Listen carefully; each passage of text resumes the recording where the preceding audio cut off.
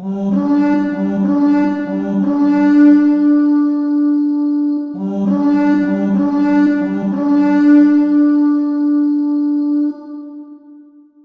my brothers and sisters of the Order, welcome back to the Order. I'm Celtic Templar, and today y'all we are taking a look at a Scottish weapon in battlefield. That would be this, the Scottish Lochaber, or Lochaber, as some people pronounce it, though there are many variations on people pronouncing it in different versions of the Scottish Isles. So yeah, so what is this, you might ask? Simple. This is a Scottish style polearm, that of which has been used in history pretty much since 1501 to the Jacobite rebellions. And in fact, we actually see this design of blade or such in the series of Outlander, especially primarily during the time of the Jacobite uprising, which I do love the fact they managed to put this bad boy in there, and it is a really badass beast of a weapon. So many of you might start asking, Templar, where did you get this? Simple, I got it from Cult of Athena, and as such, this was actually a good price. Now it does, they do ship to other countries and such for other groups, because the people that make this is Replica, and Replica made this at a very good design and quality. And such, I could not say no to a Scottish style weapon like this. Now, this type of weapon is of 51 inches and, well, technically 51 and 1/4 of an inch, and in such its blade is 19 and 3/8 inches. Its weight is around I want to say 5 pounds and 5.2 ounces. And as well, the metal it's made out of, it's EN45 carbon steel, and that's saying of how good this type of steel is, meaning this is real working type steel, meaning this is the type of stuff you see on swords and such. This is not a decoration piece, this is a real working battle weapon. Now, I want to put this out here. This was a type of weapon that was primarily used by the Scottish Army, mainly to counterattack against, say, pike formations and English cavalry. And as well, some of the times Scots did use this on other Scotsmen. However, it's also stated that while there would be some versions of Scottish targe in the way to stop this thing, I don't know if that was going to be workable or not. But yeah, today we're just going to be testing it on a helmet and a polearm, or in this case a wooden stick, or wooden beam, to act as our lance, or in this case a pike. Because the fact is, the Scots would have used this to destroy pike formations and cavalry charges. And as such, this model alone is actually what we might call the halberd model. Now, the lock bars come in many forms and designs. In fact, this design I call the halberd model because, one, it looks kind of like a halberd. But in such, we can understand that there would be different designs. There would also be this model, which is a glaive, which the reason I call this a glaive model is because it's a blade with a hook design piece. And as such, it does remind me of a glaive which the English might have used. But yeah, now I want to put this out here. These type of weapons are entirely dangerous. This weight design alone is heavy enough, but also strikingly impressive enough to pretty much kill your opponent. Because let's imagine that this thing came right at you. Would you want to face up against a guy wielding something like this? I sure as hell wouldn't. Now, many of you might wonder, okay, Tavar, what is the features on this? Well, as we can tell, there is a multitude of features. One would be the massive blade-like design. Two would be this beak here, or the bill hook beak, or some people even call it the spike and such. I just call it the spike, so yeah. And as such, we also have the tip. Now, the tip is not flattened like the rest of the blade is. Like, the blade here is pretty much flat, except for this piece right up here, which is just a big ball shape. Which I think that's probably a good idea, seeing as what we're about to do to it, so yeah. Now, the blade is not sharpened, which is probably another good thing, because one, it's probably not going to need to be sharpening for what it's about to do. And as well, we also get our hook piece here, which is known to hook onto the, well, pieces of armor, like say for example, like my helmet, for example, it gets hooked and then dragged, or if it's underneath my armpit, I get hooked and I get dragged down, and what happens is I can easily be finished off by a Scotsman using something like this, which these things were devastating on the battlefield. The Scottish Lochaber is a devastating weapon by far. One of the most terrifying things about it is the fact is there were stories that were said about these things, that it said these things managed to cleave through a horse as though a knife through hot butter, and in such, the weapon itself can easily cleave through a man and through his armor. Now, I don't know if that's true or not, but man, this thing does have a couple of pieces on it that we do have to worry about, and in such, the pieces we gotta worry about is this piece right here. So, why? Simple. The blade itself is not sharp, but I just slightly cut myself on part of the blade. It has not been sharpened, but kind of nicked myself a little bit. It's not too worrisome, but it's just to the tip up here where the sharp blade point is. So why is that? Simple.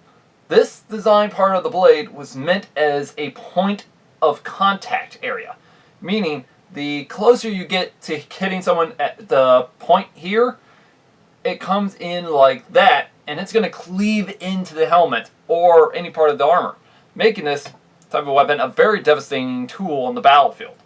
So yeah, we can see why someone would worry about having this thing come at them. Now, maybe you already might ask, Templar, did you already do a weapons test video? Well, why don't you see me get dressed up in my kilt, and you'll see it for yourself. Okay, y'all, now as we can tell, we are going to be using the helmet mostly. Since technically by the 1500 standard point, most shields had been somewhat gotten rid of, unless you count the Scottish targ, or targe, but I decided why don't we just try it on our helmet here and pretend it's an English knight. And pretty much at this point in time, we have to understand that most of the time when it came to warfare, plate armor was mostly the king on the battlefield still at this point in time period. However, some shields were known to have been used depending on the culture and such. But, as I said, by the 1500 standpoint, armor was still somewhat more regularly used rather than the shield, in which has a little bit of a weird time lapse in history. Now, what we're actually going to do is we're actually going to do a standard chop point, but I'm kind of worried with my hand being here, that might be a little dangerous. So we might first do it here, then we'll go for a two-handed design. So we'll use a spike and a thrust. Then we'll also probably see if we can unhook or unhelm the guy. So maybe we should see how this is going to go.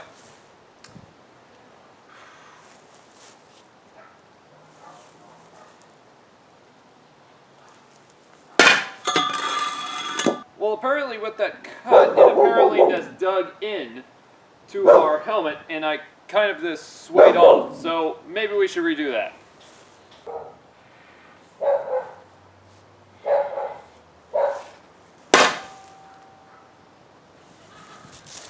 Ooh, a lot more damage.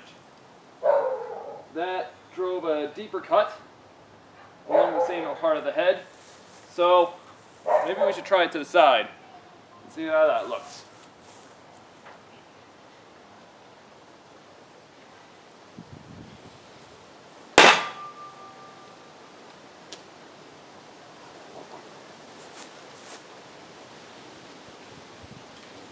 I can't tell where I actually hit the guy.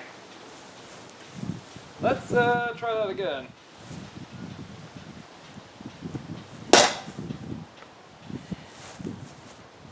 Okay, we got same as the cut on the top, so this thing is devastating. So let's try a thrust.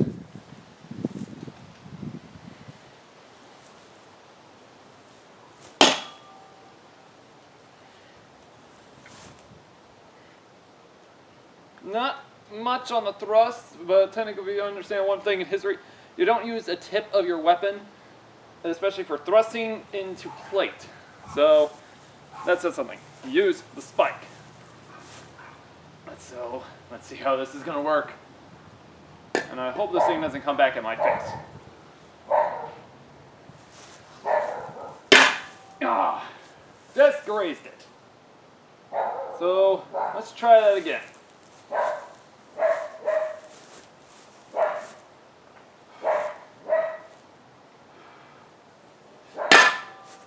Every time I think I got him, I nearly always graze it off, but I'm always nicking him right here and there. So this is going to be a little hard to video.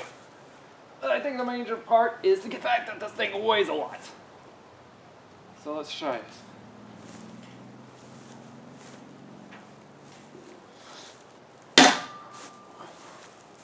Ooh! We have a deep crack in our helmet. That was caused by our spike, so that's saying something. Although I'm kind of worried that most of the blade has now been badly bent, because it kind of looks like it has been. All in all, it doesn't look like much damage. Alright, now let's try the hook, shall we? Sure enough, I pulled it off of him, but now it got stuck in the cloak. Well, the hook does its job. But I'm still not satisfied enough. Let's see what happens if I use it with the one-hand punch design, or as well, also, if we hit it with that tip piece here. Because I'm thinking that will cause enough power damage straight into our helmet. Alright, we're going to do a side cut with the hand. So, here we go.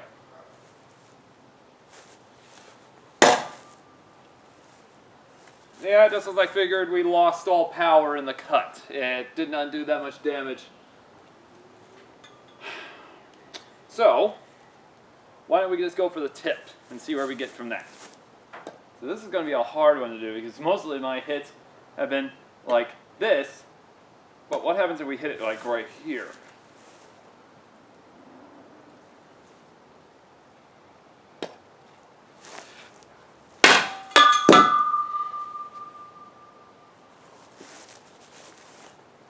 I think I might have messed that one up.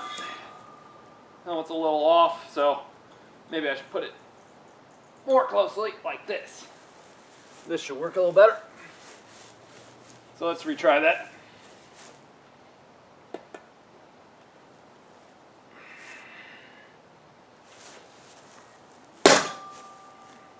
Ooh! It not only cut into the metal, it also dented it in enough that this might actually probably cause a kill. And not that much damage on the blade. Though mostly this is a blunted blade right now. It's not fully sharpened, so that's saying something. Why don't we get a few more hits and see what happens.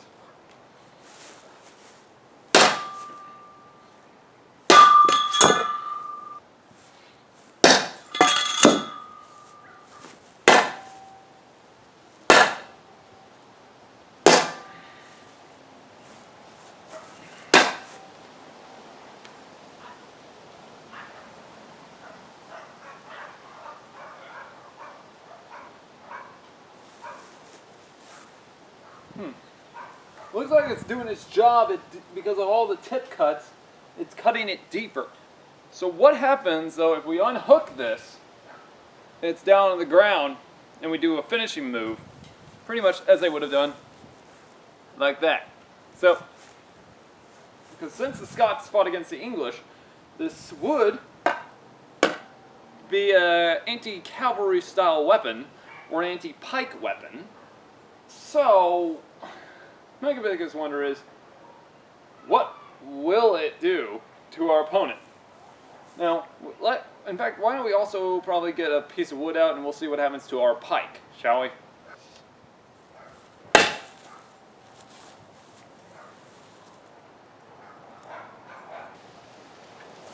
Alright, now let's see what happens to our wooden pole. I don't know if this will cut through it, but since this isn't held up like they would have back then, I think it might be also cut through maybe. So let's see.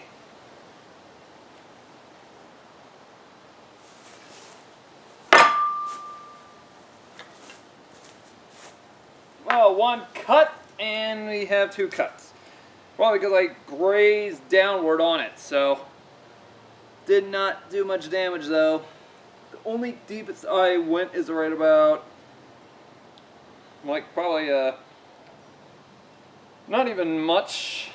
It's not even a centimeter in, which this is probably just to, so the infamous rumor of these things cutting through wooden poles is not true.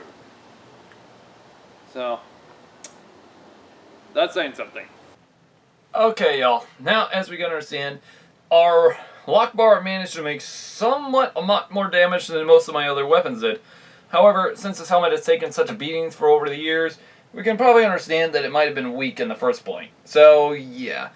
Although, it managed to devastate this piece, like, right about here. Which, that's saying something. That's not a previous cut, ladies and gentlemen. That is a deep gash into the helmet.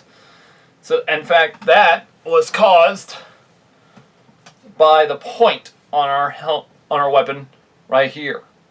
So, that's saying something. For example, when we came down with it, it hit right about like that, I want to say. Right when we hit it, and there's our deep gash. So it's cut into it, apparently, and caused that massive gash wound, leaving that guy probably very messed up. Now, when it came to our other cuts, though, most of them not so much. They only pretty much mostly hit with the raw piece of the blade, like right about here.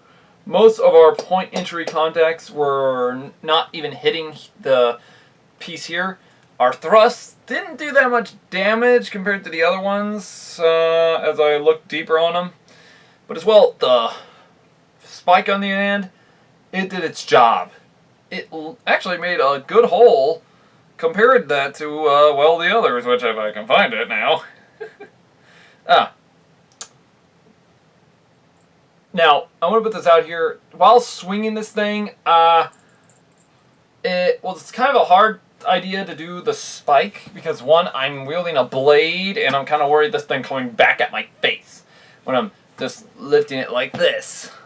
So yeah. But now many of you might also have started asking Templar, how dangerous is this thing? Simple. As you saw of how much weight distribution I had to give out, this thing would just be a devastating tool on the battlefield. In fact, my point of balance is mostly not even on the shaft. It's somewhere like right there in our handle piece. And that's saying something. For example, if I put the, yeah, see, that's like literally like the bottom part of the handle piece. That's it. This thing is devastating of a weapon.